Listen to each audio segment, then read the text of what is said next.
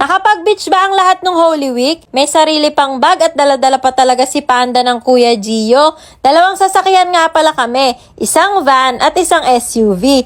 After 2 years, ngayon lang ulit makakapunta sa dagat. First time ni Gio at Just magdagat. Magugustuhan kaya nila? Ang luwag pa ng daan nung una, pero pagdating ng expressway, simula na ng traffic. Lahat papuntang beach nung Holy Week. O alam nyo ba kung saang simbahan to? Dumaan muna kami dito sa mga pinsan ko para sunduin sila. Kumain na din kami ng lunch at namalengke na din sila ng mga pagkain na babaunin. Kainan na!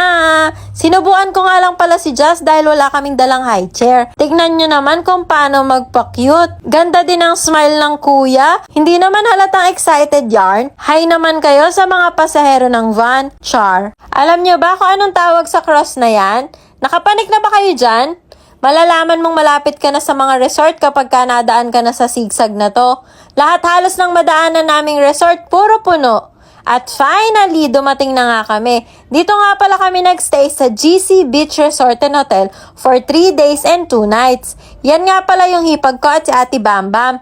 Hindi ko alam kung para saan tong red arc na to dito. Meron nga palang isang pool na for adults. Ang ganda lang nitong front nila dahil ang ganda ng view. Ang sarap ng simoy ng hangin ng dagat.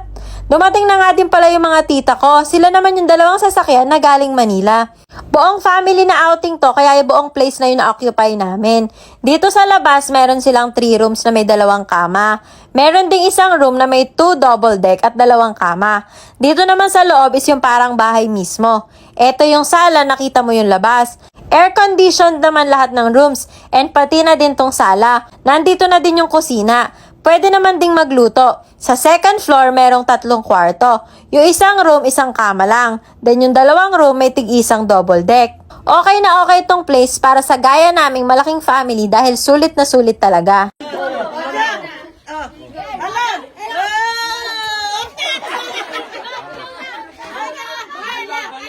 Bella, susundan mo agad si Gio ulit.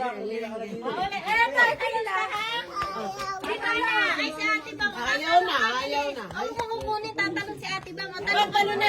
Ulit. Ay, ikaw din ang unang Ayaw mo na siya. Awan. Si Bella mo. Buhatin mo na lang ina. Talon. Bella, hindi, tampuin mo. Talong ka. Tapos, gagawin mo.